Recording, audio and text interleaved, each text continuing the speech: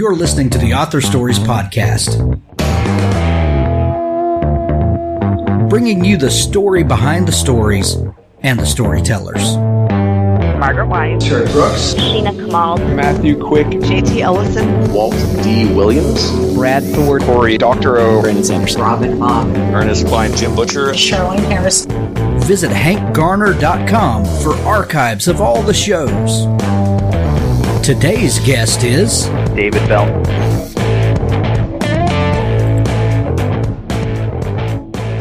Thanks for tuning into Author Stories. We've got a great show lined up for you today. Be sure to go to hankgarner.com and subscribe to the show. No matter how you listen, Apple Podcasts, Google Play, Stitcher Radio, Pandora, Spotify, or YouTube, you can subscribe to the show and never miss an episode. I'd like to thank some sponsors today. Scribophile is a respectful online writing workshop and writers community. Writers of all skill levels join to improve each other's work with thoughtful critiques and by sharing their writing experiences. We're the writing group to join if you want to find beta readers, get the best feedback around, learn how to get published, and be a part of the friendliest and most successful writing workshop online. Improve your writing by receiving detailed critiques. Learn from a vast collection of free writing resources. Make lifelong friends in our busy community of writers. Writing is a solitary art, but that doesn't mean you have to be lonely. Lucky for you, there are thousands of writers on Scribophile every day, and we're a really friendly bunch.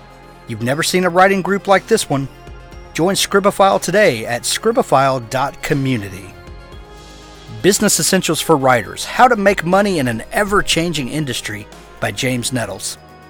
Business Essentials for Authors is your Business 101 guide for the publishing industry. Whether you've never published at all or are looking to take your professional career up a notch in an easy-to-read and conversational way, the book covers the 5 pillars of business. We look at all of this and more from a long-term strategic view, how to get the plan done, and the mindset to make it all work. Business Essentials for Writers: How to Make Money in an Ever-Changing Industry by James Nettles.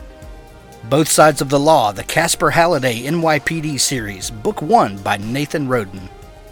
He shared his father's dream of becoming a detective. A prison sentence was not part of his plan. Casper Halliday's dream began to unravel 2 months before his 16th birthday. His father, Bobby, resigned from the NYPD after 15 years without an explanation. Casper's parents fought. Sirens closed in on their home from every direction. The sound that had always been a source of comfort now brought only humiliation. Bobby Halliday moved out. Casper's dream dissolved into a daily fight for survival. All he wanted now was to finish high school so he could ease his mother's burden.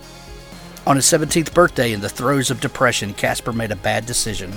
That decision brought him face to face with one of the most dangerous men in the city. In Casper's world, there is laughter and there are tears. There's light and there's bitter darkness.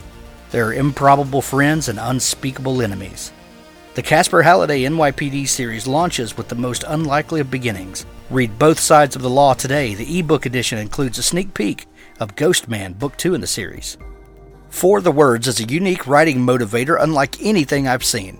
For the Words is an online writing platform which motivates writers of all backgrounds to increase their word count through gamification. Writing can be challenging, especially when you need to consistently produce a high output of words. By injecting a little fun into the routine and using daily rewards to promote a healthy writing habit, For the Words makes it easier to reach that word count. We're a community of bloggers, professional authors, college and high school students, research scientists, gamers, and first-time writers from all over the world. Come for the words, stay for the fun. Go to 4, that's the number 4, thewords.com. Writers, the internet is one of the best tools for research and creativity. It can also be one of the biggest hindrances to productivity, distracting you from doing the seat in the chair, hand on keyboard work. Rescue Time gives you an accurate picture of how you spend your time to help you become more productive every single day. Spot inefficiencies in your day and become better at managing your time. Create a goal like spending less than 1 hour per day on email to help you stay focused. Set an alarm to tell you when you spent more than 2 hours on Facebook. Try Rescue Time and use our special discount code for 30% off a Rescue Time premium account by going to rescuetime.com/author stories. Let us help you rescue your time. Well, thanks for joining me again for the Author Stories podcast, where I bring you the story behind the stories and the storyteller. Today, I'm really excited to have David Bell back on the show with me. He was with us this time last year talking about his latest book, and today we're talking about the brand new release, Layover, that when you are hearing this, the book is out everywhere and in hardback and audiobook and Kindle edition. Guys, I've had this book for several weeks now, and it is an amazing read. David, you have cost me sleep at night, and that's about the biggest compliment I can give. Welcome back to the show. Yeah, thanks for having me. I would apologize, but that's the biggest compliment you can pay to a writer is to say you kept me up too late at night. So I'm really not sorry that happened. So I'm happy that happened. Excellent. David, you had a big release last year, and you gave us a tease at the end of the show about the book that's out now. We were talking about Somebody's Daughter. How was that book received, and how's your year gone since then? You know, everything has gone pretty well. Somebody's Daughter sold well. It got some nice accolades. It was named a library read pick for the month of July last year, which means the librarians vote for the top 10 releases of the month, and Somebody's Daughter made that list. It got a starred review from Library Journal, so everything went pretty well with that one. People seem very happy with it. So yeah, it's been a good year. It's been a busy year, but you know that's better than the alternative. So absolutely, I'm happy with it. Yeah. Your career started with Cemetery Girl. Your publishing career did. Since then, and with the new book Layover, how many books does this make for you? This is the 9th. That one every year for the last 9 years with Berkeley. So they're keeping me hopping. Yeah. Yeah, that's great. Last year we started talking about your love of books and where this love of story came from, and you told us about this great fantasy story that you wrote in this whirlpool in the middle of the ocean that took you to a land of dinosaurs. And we kind of had a great laugh about, when we were kids, we thought that the threat of quicksand and whirlpools was going to be much greater than it has been right, now. I remember that. Yes, I remember that. Yeah, quicksand was all over the place, but I don't think I've ever seen quicksand in my life. Admittedly, I would not. If there was a remote chance that there was quicksand somewhere, I wouldn't go. Like, I would avoid the entire continent. But I've never seen it in real life. What's funny is since then, I've kind of had that in the back of my mind just from time to time. And I saw a rerun of, I think it was Happy Days, and someone wound up in quicksand. Now Happy Days was the show that coined the phrase "jumping the shark." Right. And that quicksand. I think once you've gone water skiing over a shark, you can do anything. Yeah, that was a very realistic show. I'm sure they researched the quicksand I'm sure they to make did. sure they got everything right on that one. Well, and I'm sure I hear there's a lot of quicksand in Milwaukee, but Yes. What do I know? I'm going there on my book tour, so I'll let you know. I might if you don't hear from me, then that's probably what happened. Carry some rope with you. See that no one ever had rope with them, and I feel like that's that could have been a problem. game changer. Yeah, exactly. As a writing teacher, because it's kind of funny to talk about these cliches and things that become part of the public consciousness to a point that sitcoms start adding, quicksand. Are there any things that you look for or that you teach people to avoid so that we don't fall into these pervasive, things that capture the public imagination, and then we end up jumping the shark and becoming, not only cliches, but caricatures of cliches. Are there ways that you can avoid those things as a writer? Yeah, I mean, I hope so. I think that the number one thing is to read a lot so that you know what other people have done. So you might think you have a great idea, but it might be an idea that was done in some classic mystery novel or classic fantasy novel before you were born. And so you have to have read as much as you can in a genre to understand what has already happened in the genre. At the same time, it's kind of a tightrope walk because people who read genre books have expectations of certain things, right? Like if you pick up a thriller or a suspense novel, like the kinds of books I write, there's an expectation that there's going to be certain kinds of things happening, right? There might be a murder or a kidnapping or a disappearance, or somebody might be getting blackmailed. So you're doing some of the same stuff over and over again, but you just can't do it in a way that someone else has already done it. I think the other big thing that if I were giving advice to someone is that if the characters are unique, then those things in the plot can travel in some of the similar ground that's already been plowed by other writers, but it would be the characters' responses to it and the way the characters approach it that would make it different. So if you have a really unique character, really interesting person, really interesting people who are dealing with a murder, and you've already read, 500 books about a murder, your book might stand out more because your character is going to take a unique approach to solving the murder, investigating the murder, reacting to the murder, whatever. So I think reading a lot and having interesting characters, those are the best things you can do. We were talking last year about Somebody's Daughter and how that from the opening of the book, you kind of hit us, the readers, in the face with these very vivid emotions, and it kind of hits us raw. What are things that you do to ensure that you have characters that we care about, and that the situations you put them in become visceral, and that they hit us in a very real way? Do you ever start, and I guess the flip side of that is, do you ever start writing a character and they just feel like cardboard, they're just not alive?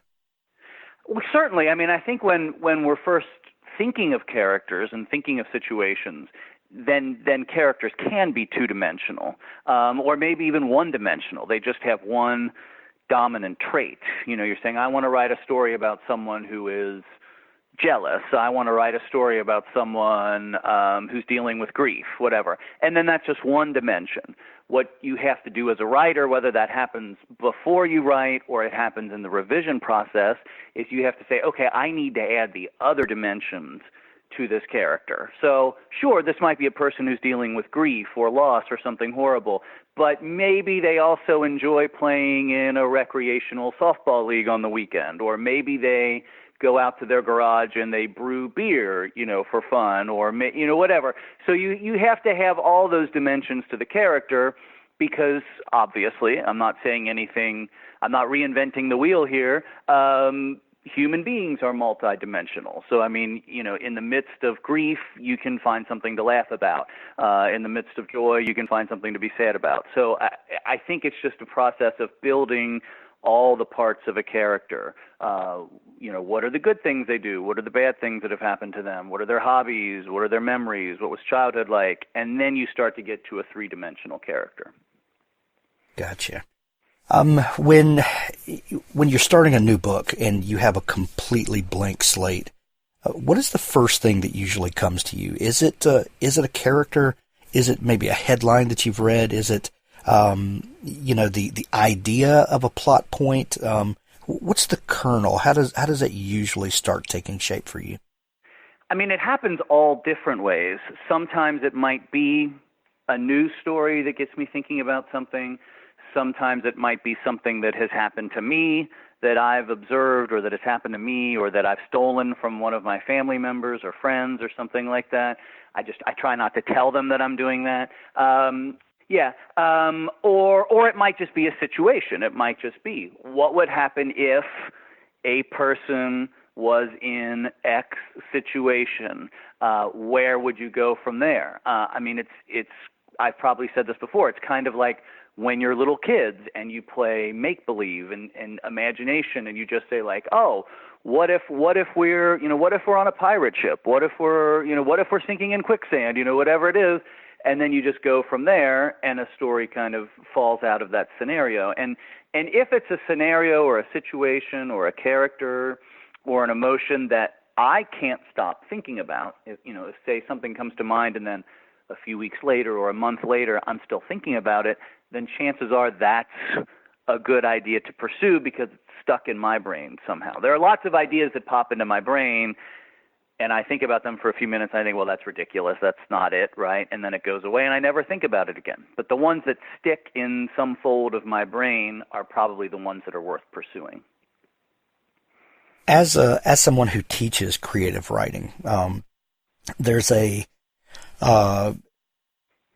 an argument about whether people are born storytellers. Is there a gene that makes some people more natural storytellers? And then, I think whether there is or isn't, I think we can all agree that someone can study writing to hone that craft. Whether you have a gift or not, you can then take that gift to another level by working on the craft and studying and practicing. Are there natural born storytellers? And if there are, what does that mean for the rest of people? Can they be taught to be writers? Yeah, I think almost anybody who can write a sentence and has some sense of being able to write a sentence can learn to write a good story if they practice long enough and maybe get some good coaching or read a lot or whatever. I think on either end of the spectrum, there might be a 1% at the top who are just born freakishly talented. They have a gift for language or for story or whatever, right? And there might be 1% at the bottom who just have no facility for language. They just don't get it, right? It's kind of like me and music, right? I'm not the 1% at the bottom. Like if you asked me to sing Happy Birthday and to sing it on tune, I could not do that, right? So there are probably a very tiny number of people who don't have that facility for language and writing sentences and whatever. I think most people fall in that vast middle ground where they probably do some things well naturally, whether it's story or character or dialogue or description or whatever, and then they have to work harder at the other things. They have to practice. They have to practice on characters or dialogue or whatever. But I do think they can learn. I think it's a matter of, like I said, reading a lot and writing a lot, and I think you can improve as a writer. I think what teachers of creative writing can do is that we have the opportunity to maybe save a writer a little bit of time, something that a writer might be able to figure out in, 5 years of practicing or 2 years of practicing. You might be able to take care of in a semester and say, you have this tendency to do this with your characters, and maybe you want to try it this way, and then a little light bulb goes on and you save them some time. But I think most people can learn to write pretty well if they dedicated themselves to it. When you have a new class starting and you get, a group of new students whom you've never met before and you have no idea of their proficiency and what their, air quotes, gifting might be, or, just where they are on that vast middle spectrum that you talked about. What do you start people with to help them get, if not become a great writer, at least have an appreciation that the art form is accessible to everyone in some manner? Well, in my class, if I'm teaching a fiction writing class and it's people who maybe have never taken a fiction writing class before or haven't had very much experience with it, I usually just start with some exercises on some of the building blocks of a story. So character, dialogue, setting. I'll do one on capturing the reader's attention, writing the first paragraph, writing the first page, that kind of thing, and just discuss some general story structure stuff, like having a beginning, middle, and an end, and having a climax and that kind of thing. That might seem kind of basic, but I don't necessarily think people always get taught that the way they should get taught that. So I hope that by giving them some of those basics, and then at the same time giving them good published stories to read so that they can start to see what is possible in a story, and so that they can see this is how this professional writer did it. Here's your exercise on how to write good dialogue or whatever. So that's the beginning of them starting to understand some of the basics. And then when they go to write a story of their own, maybe they can draw on that and say, I can put these building blocks together and I can start to have a story.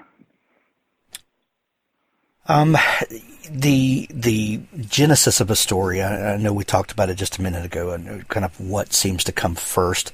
But, the old cliche is, when you ask a writer, where do your ideas come from? And, ideas are everywhere.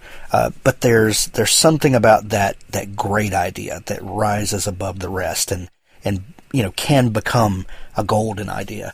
For the new book, Layover, there's the book begins in an airport, and we have kind of that is the catalyst for how the characters come together and how the plot launches, so to speak. What is it about airports? And they're a very strange place to begin with. But was this book inspired by an event in an airport? Yeah, it was. I mean, part of being a writer is that and I'm writing a book every year, so I constantly have to be looking for a new idea for a story. So anywhere you go, any conversation I have, anything I read, I'm thinking, well, can that go into a story somewhere? So I was in the Nashville airport on my book tour a couple years ago, and I was waiting for my plane, and I was sitting in one of those bars, those anonymous bars that line the concourse there, right? And I saw this man and this woman across the way having this very intense conversation. And, you just notice them, and I was thinking, this couple looked like they were deep into a relationship, like people who talk that way to each other must know each other well. They must be sharing deep secrets and information and intimacies and everything. And then the woman got up and she leaned over and she kissed the man very passionately and left. And after she was gone, I overheard the guy say to the bartender, that was the strangest thing that's ever happened to me in my life. I just met that woman here in the airport, and we agreed to have a drink, and we were talking to each other, and then she just got up and kissed me and left, and I'm never going to see her again. So naturally, my storyteller brain lit up, and I said, well, there's got to be a story behind that. What would happen if two people met in an airport, connected, had this moment together, and then they thought they were never going to see each other again? What else could be behind that story? What could be the secret that one of these characters is carrying? And that was the starting point for Layover. It just went from there. When something like that happens, and you say that's the starting point, and it went from there, do those things tend to just kind of nag you until you start working on it? Yeah, I mean, it's like there's a file in the back of my brain somewhere where there are little story ideas and observations that are floating around back there while I'm working on a different book and while I'm occupied with other things. So sometimes, if I'm taking a walk or if I'm lying in bed at night trying to fall asleep, that's when some of those ideas come out and I start to work them over. So like when I needed to come up with an idea for the next book, and I had that thing from the airport back in the back of my head, I remember waking up one morning and that just popped into the forefront of my mind, and there it was. And I felt like that's it. That's the story I'm going to tell next. That thing that's been germinating in the back of my mind or just sitting back there dusty in the back of my mind for a while suddenly jumped forward and said, it's time for you to deal with this. It's a weird thing that it happens that way. There's always that little part of it that's kind of hard to explain. Where do these ideas come from? Why do they bubble up when they bubble up? But I guess to me it's just like my brain is now trained to have ideas going through, and when it's time for that idea to come forward and announce itself, it does. And that's what happened with Layover. So tell us about the characters that, so this real life experience happened. You witness this thing and, the synapses start firing and, things start forming in your brain. How does that translate to the characters that you introduce us to in the book? Yeah, I mean, so it's great to have that starting moment, that starting scene, but of course, like we were saying earlier, those aren't real people yet. Those aren't three-dimensional people yet. So as a writer, I have to start to say, okay, who would be the best kind of character to be in that situation? Who would be the guy who, as a writer, I need to be in that airport having this happen to, right? So then, certain questions start to go through, so like, he really couldn't be a married guy with a family because then you're going to think he's a jerk, right? So you're talking about a single guy, right? And if this guy's going to get on a plane and pursue this woman, he has to be someone who has a certain amount of freedom to do that. Maybe a younger guy is more likely to do that than an older guy is more likely to do that, right? So certain answers like that start coming up as a result of what the story is going to do. And with Joshua, the main character in Layover, I started to get a picture of a guy who's a little dissatisfied with his life. He's a little dissatisfied with where his career is. He feels like he's in a rut. It goes back to that question about airports being strange places. So Joshua is a guy who travels a lot for his job. He flies around the country. He goes to airports. He goes to meetings. He goes to hotels. But he feels like it's all the same because sometimes it can feel that way. Airports are all the same. Hotels are all the same. Chain restaurants are all the same. And I'm sure lots of people who have traveled for work have the experience that you go to a city and what do you see? You see the airport, you see the ride to the hotel, you see the ride to the meeting, and then back to the hotel, and then back to the airport, and you see nothing of the city. I've been to Houston for book signings like 4 times. I've never seen anything in Houston except the bookstore, the hotel, and the airport. I'll tell people, I went to Houston. They're like, oh, did you see this? And it's like, well, no, I didn't have time to do any of that. So Joshua's in that boat, right, that his life feels stagnant and stuck, kind of like he's on a permanent layover. He's just permanently stuck in this no man's land.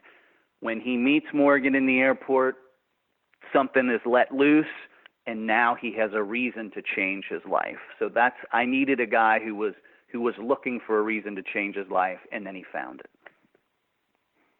You mentioned when you're trying to figure Joshua out, is he single? Is he married? Well, if he's married, then we're immediately going to hate him because we know that he is involved in infidelity and he's not a trustworthy character.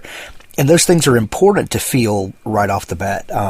So much so that, there's a whole school of thought and a couple of books written, called Save the Cat. And it's really important in their theory to make your character, to connect with the audience by doing something like literally saving a cat, in the beginning of the movie or the screenplay or book or whatever. The problem with that is those things become very cliche very quickly. And like we talked about earlier, that those things, become a laughing stock for all of us. We make jokes about it. And one thing that I love about your books is your characters. A lot of times we like to talk about gray characters, but that's not exactly fair. They're not gray. They're multicolored.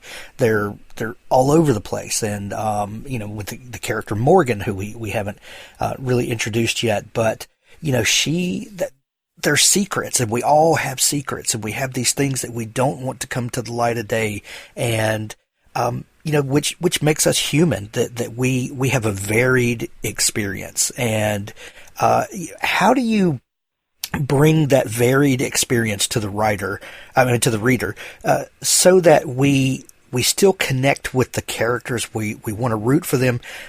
We're also a little suspicious of them. We want to know, have they done this thing or not? Your books bring us characters that don't just save the cat, but make us want to know everything that's going on inside them.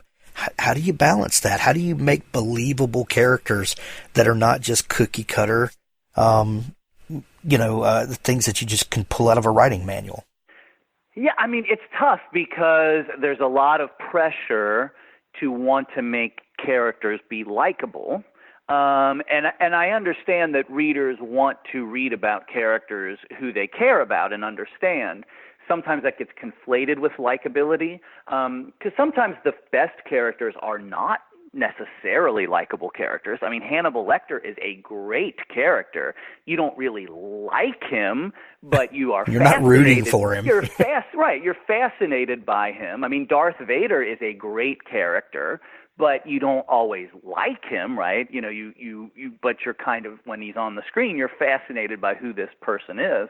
So it's kind of a tough thing to work. And I also think some of the best stories are stories where at first you don't really know who a character is, and you might be suspicious of a character, and then layers and layers get revealed as the story go along, and you start to say, oh, now I understand who this character is. Just like in real life, we've all had the experience of meeting someone, and we think, oh man, I can't stand that person. They're boring, they're humorless, they're cold, they're whatever. And then over time you get to know them and you say, wow, I really misjudged so-and-so. They were just slow to reveal themselves to me. And of course, we've all had the opposite experience where we meet someone and think, oh, that person's great. And then you find out they're a sociopath or they're a liar or they're whatever. So, I mean, I think fiction needs to reflect that we don't always know everything about a person in the first 5 minutes of meeting them, and we don't always know everything about a character in the first chapter or two that we see them. That's why you read 400 pages to see where a person ends up. And that's the fun part of writing. It's the fun part of reading. I think it is the hard part of writing to like we were saying, to write complex characters where you see all the dimensions of a character so that a reader feels like they completely understand somebody. It's a challenge, but I think the best books have those most complex characters. Right. So this book in particular, Layover, you told us kind of the setup and the scenario. Without giving away too much, what can you tell us about the events that happen after this chance encounter in the airport? Well, what you find out pretty quickly is that Morgan is on the run, that she has disappeared from her life, and people are worried about her, and a lot of different people are looking for her. Some people are looking for her because they're concerned about her. Some people are looking for her because they intend to do her harm.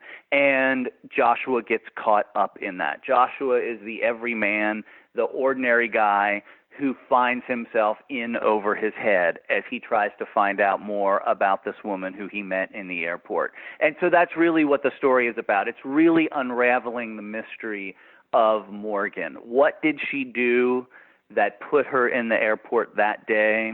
And what is Joshua going to do? Joshua's going to face a choice down the road as the book goes on of how much he's willing to help her and how involved he's going to get in her life as the story goes along. And so that's really the central question of the book, is what's going on between these two people. And then there's also a third character, a police detective, who is also trying to figure out what's going on. And so you see part of the story from her point of view. And she's a very different character because she's a little older and she's a little more logical and rational than the younger characters who are caught up directly in this mystery. And the mystery keeps unraveling and to the point that you have to keep turning pages. You have to know how this book is going to end. And I absolutely love that. David, when you're writing, do you ever get input or feedback from other writers or readers? Do you like the idea of the writers group or a close group of people that you share your writing with and get feedback on? There are definitely people in my life who I get that kind of feedback from. My wife, Molly McCaffrey, is a writer as well. So a lot of times, especially early on when I'm trying to think of an idea, when I'm trying to work through what would the plot be, would this make sense, would this be interesting, we talk about ideas all the time about stuff like that. And then she reads the book first. When there's a draft finished, she will read it and say, I think you need to do this. I think you could fix this. I think this is great, whatever. And also my agent plays a role. My agent, Lainey Becker, plays a role when I'm coming up with ideas and writing an outline. And she'll say, well, this is stale. This is too much like what you've done before. Or this is the interesting part. What if you did this? What if you did that? Occasionally I have used readers.